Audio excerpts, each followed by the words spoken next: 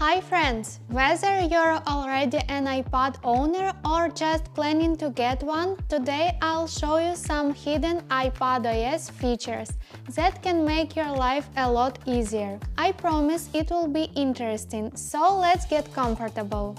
Are all your apps scattered across different home screens? Let's start with something obvious. Organize everything into thematic folders for quicker and easier access to your apps, but you probably already use it. Did you know you can even drag entire folders to your dock for quick access from any screen with just 2 taps? To create a folder, just press and hold an app icon. Tap Arrange Icons and drag one app onto another. Release and voila! You have a folder. You can also do this by pressing on any free space on your home screen.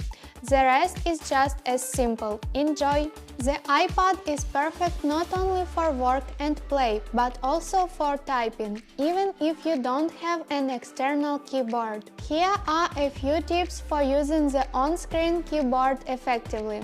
Let's start with the basics, but it's still important. You can input special characters and numbers without switching to a separate keyboard section. Just swipe down on the desired key, and the special character will appear. They are marked in gray on the keyboard. You can also press and hold any key to see additional input options. Drag your finger to the symbol you want to release. Once you get used to this, you'll be typing faster and more efficiently. By the way, this works the same way with your iPhone. Let's continue with the keyboard.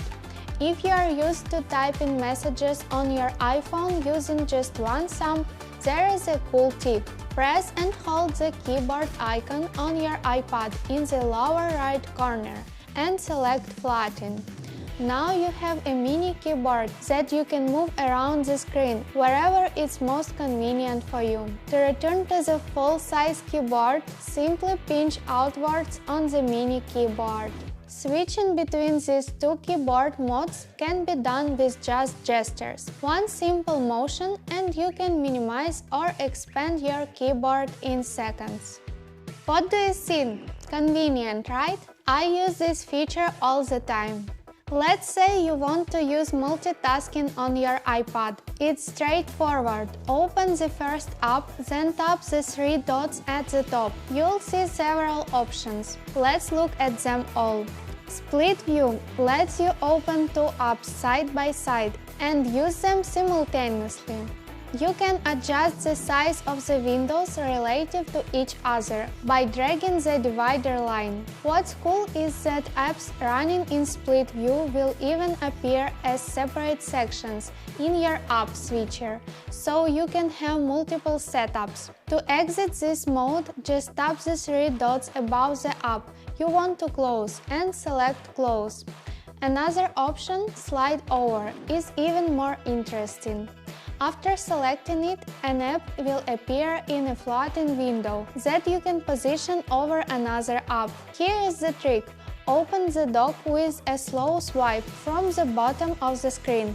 Drag the app icon onto the floating window, and you can switch between apps with a simple swipe along the bottom strip, just like on the iPhone. You can add multiple apps and swipe up anytime to view or remove extras. This is a cool and powerful feature that can significantly boost your productivity. You just need to get used to it. The last feature for today is mathematical notes. With an Apple Pencil, you can solve tasks by simply drawing them. For example, let's input the equation y equals 2x minus 1.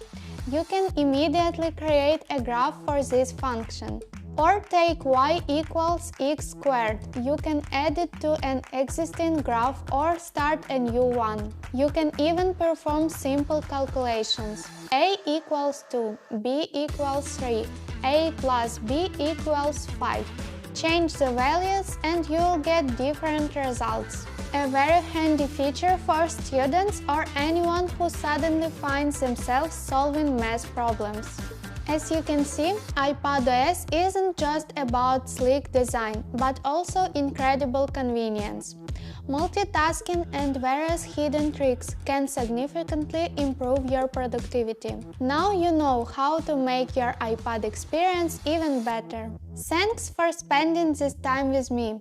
Don't forget to always look for new possibilities in familiar things. In future videos, I'll share even more iPad tips. So see you soon. Bye bye!